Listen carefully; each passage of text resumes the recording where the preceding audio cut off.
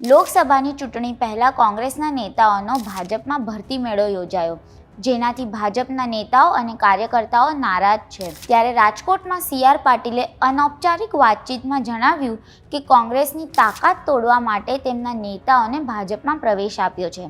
ગુજરાતમાં કોંગ્રેસના 60,000 કાર્યકરો ભાજપમાં ભળ્યા છે, જેમાં 300 નાના મોટા હોદ્દેદારો અને નેતાઓ છે. અને આનાથી ભાજપની શક્તિમાં ઉમેરો થયો છે અને કોંગ્રેસને બૂથ માટે પણ કાર્યકર ન મળે એવી સ્થિતિ થઈ છે. આ અંગે અમે ન્યૂઝ વ્યૂઝના એડિટર ડૉક્ટર ધીમંત પુરોહિત સાથે વાત કરી, ત્યારે તેમણે શું જણાવ્યું એ જાણો. અમે તેમને પૂછ્યું હતું કે CR પાટીલે કહ્યું છે કે કોંગ્રેસની તાકાત તોડવા તેના નેતાઓને ભાજપમાં પ્રવેશ આપ્યો છે. ભાજપ કોંગ્રેસ મુક્ત બનાવી રહી છે કે ભાજપ યુક્ત કોંગ્રેસ બનાવી રહી છે?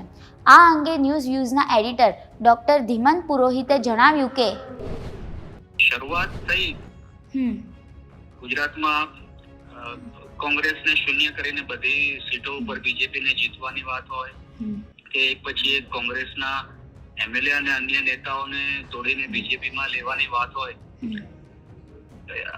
આખરે શું એમનું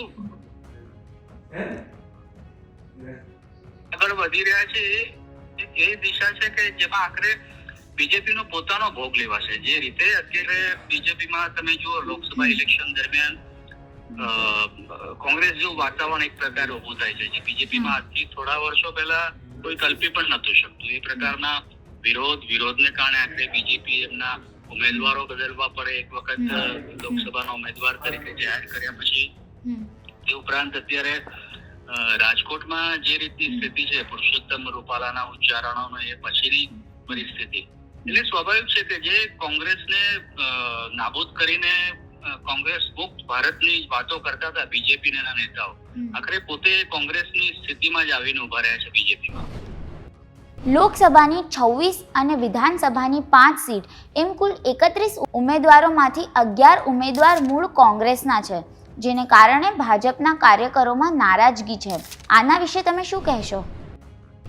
તમે જુઓ, જે પાર્ટી વિથ ડિફરન્સના ટેક્સ સાથે જે પાર્ટી શરૂ થઈ હતી બીજેપી, એ બીજેપી હજી 50 વર્ષ પૂરા પણ નથી કરી શકી, 50 વર્ષ સુધી પણ પહોંચી નથી.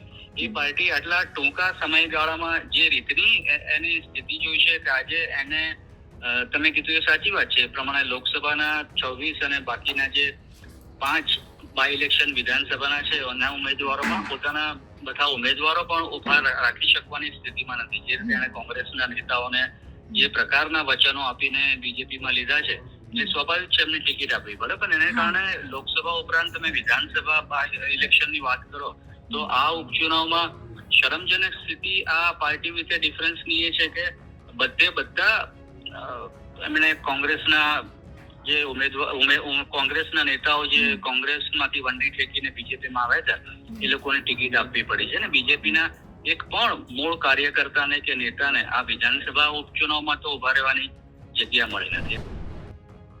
ભાજપમાં આંતરિક વિવાદ ઉભો થયો છે, તેનો અસર ભાજપને લોકસભામાં થશે?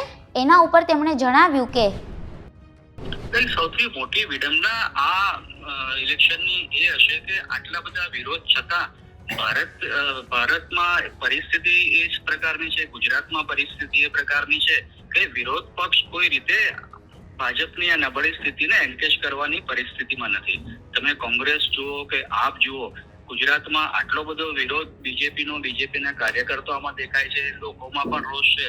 આમ છતાં એ રોષને ઇલેક્શનમાં પોતાના તરફી પરિણામમાં ઢાળવામાં મને લાગે છે કે કોંગ્રેસ હજી સબળ નથી. આ ચિત્રમાં ગુજરાતમાં ક્યાંય હજી દેખાતું નથી, અને કારણે મને લાગે છે કે ઇલેક્શનના પરિણામોમાં આપણને 2024માં એવા કોઈ ચમત્કારો જોવાની આશા નથી રાખતો. પરંતુ એક વાત ચોક્કસ છે કે લાંબે ગાળે બીજેપીને આનું એક બહુ મોટું નુકસાન છે, જે બીજેપી ટૂંકા ગાળાના ફાયદા માટે જોઈ શકતું નથી. હાલમાં કોંગ્રેસના નેતાઓ ભાજપમાં જોડાઈ રહ્યા છે, તેના કારણે ભાજપનો પક્ષ મજબૂત થઈ રહ્યો છે કે મોટો થઈ રહ્યો છે? તમને શું લાગે છે? અમને કોમેન્ટ બોક્સમાં જણાવો.